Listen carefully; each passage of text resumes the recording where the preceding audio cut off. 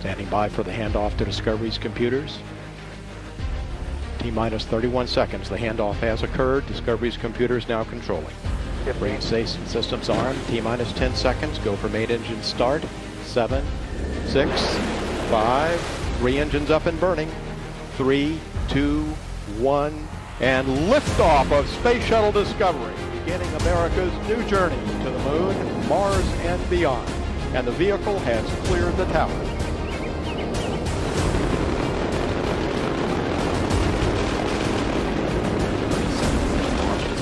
Traveling 400 miles per hour.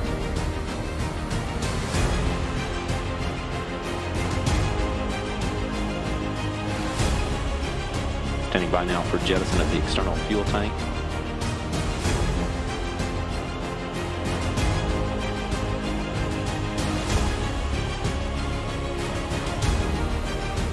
Landing gears down and locked.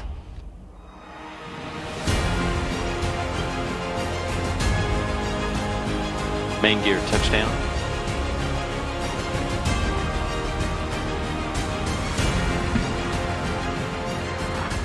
Drag chute deploy.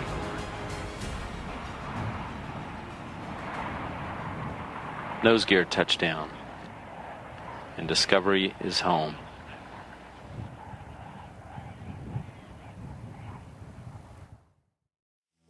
Go for main engine start. We have a go for main engine start. Mission and liftoff of Discovery, celebrating its 25th birthday by racking up science and supplies to the space station. The solid rocket boosters a little away. Columbia, Houston, UHF comm check. Roger, roll.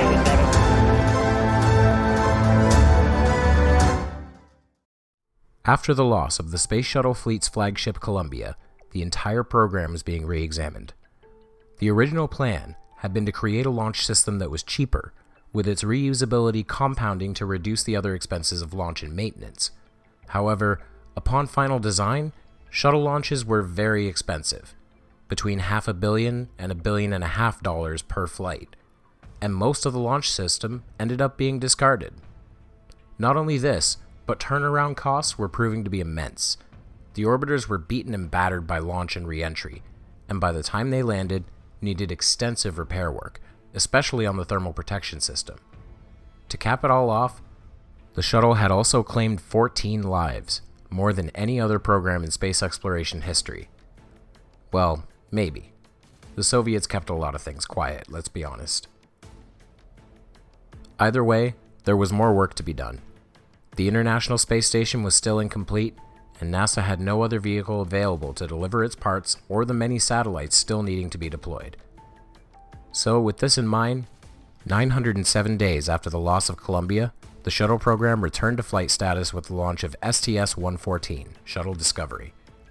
While its primary mission was to bring supplies to the ISS, one more important aspect was the testing of the many safety measures that were implemented after the Columbia disaster.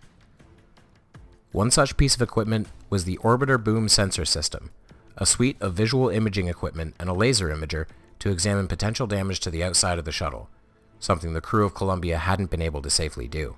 The inspection of the wing leading edge and the TPS, and to do that we used the boom that you saw a moment ago, which carried sensors and cameras on it that enables to record these views of the wing leading edge and the nose cap to ensure that those regions had not suffered any damage during the launch phase. We also used the cameras on the robotic arm to inspect the crew cabin of the orbiter, as you see here, passing the hatchway, which just a day before we'd crawled through to ingress on the launch pad. Because we had these systems on board, we were able to survey the entire exterior of the orbiter and verify that it had good integrity and would be safe for entry at the end of the mission. While doing so, a discovery was made that frustrates me more than it probably should. Discovery was flying in place of Atlantis, as the two were switched when it was discovered that Atlantis' rudder speed brake system was installed incorrectly. When the crew of the Discovery took a look at the orbiter systems with the boom sensor system, they found that one of the actuators on Discovery's rudder speed brake system was also installed incorrectly, creating a potential fleet-wide problem that needed to be investigated afterward. STS-114 was, As the title of this video says, a slow return to flight status. More eyes were on Discovery than any other launch in history, and for good reason. A number of anomalies were observed during the launch, and all were scrutinized carefully. First, approximately 2.5 seconds after the SRBs were released from the launch tower, a large bird struck near the top of the fuel tank and was seen to slide down the tank afterwards before falling away. This was regarded as a non-issue, since the bird didn't hit the orbiter itself, nor was the shuttle traveling particularly quickly just yet.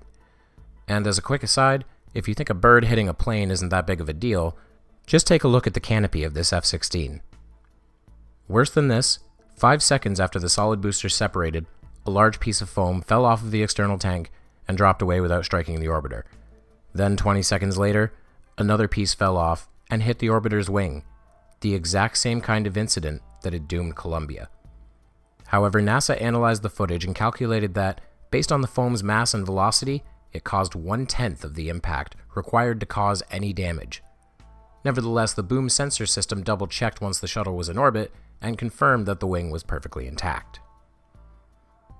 The day after launch, NASA postponed further missions until the foam shedding problem could be permanently resolved. Earlier assessments had attributed this problem to human error during manufacturing and transportation of the external tanks. However, this new study discovered that it was actually caused by thermal contraction and expansion when the tank was being filled, and had nothing to do with human error. Once this was learned, NASA official Wayne Hale formally apologized to workers at the McCowan Assembly Facility, who had been blamed for the loss of Columbia up until that point. The safety factor didn't stop with the shuttle's launch. STS-114 had the first on-orbit repair job in the shuttle program's history. Several gap fillers on the shuttle's underside were found to be protruding outward, which could cause aerodynamic issues during descent. The purpose of the gap fillers was already fulfilled after launch. They were used to prevent the thermal tiles from clattering together during sonic booms. Astronaut Steve Robinson, operating on instructions sent from Houston and printed on the space station, performed an EVA and managed to remove the gap fillers with relative ease. It was time to, if you could look at that little spacewalking guy off the nose of the orbiter, that's EV2 working on moving up to the gap filler. Wendy was flying the arm with Vegas's help. Andy was supervising. We reached out and pulled out those gap fillers that were a little too far forward for us to be comfortable with. And the ground team put together a wonderful plan for us. It worked great. And we were pleased that the gap filler came right out. It's a little red RTV on it. That's the stuff that bonds it together, although not perfectly, obviously. One part of this mission that never took place, and would continue not taking place for the remainder of the program, was STS-300. After the Columbia disaster, every space shuttle mission had a specially designated rescue shuttle queued up and ready to launch at a moment's notice, officially designated as Launch on Need missions. Thankfully, none of these missions would ever need to be launched. On Flight Day 10 of STS-114, the entire crew, as well as those aboard the ISS, gathered to wish a young boy named Matthew a happy birthday. Matthew was the son of astronaut Rick Husband, the commander of Columbia's fatal mission. We know it's still August 3rd down there on the planet Earth, and from the shuttle Discovery, we would like to say happy birthday to Matthew Husband, who is 10 years old today. And Houston, that wake-up music sure makes me think of Rick Husband's mom, who lives in Amarillo, so we'd like to say hi to Mrs. Husband too. Every shuttle mission had wake-up calls on each day that used a different popular song. August 3rd's song had been Amarillo by Morning by George Strait. STS-114 was a complete success, despite old problems rearing their ugly heads. NASA was finally treating the program with the care it deserved, and all further missions were postponed for another year until the foam loss problem was permanently fixed. The shuttle was now ready to finish building the International Space Station. If you like this video, please give it a like. If you want to see more, please subscribe and turn on the bell to get notifications. Thank you, and I will see you over the curve, Space Cowboys. It's just what I've got on when that sun is high in that Texas sky. I'll be bucking at the county fair. Amarillo by morning, Amarillo, I'll be there.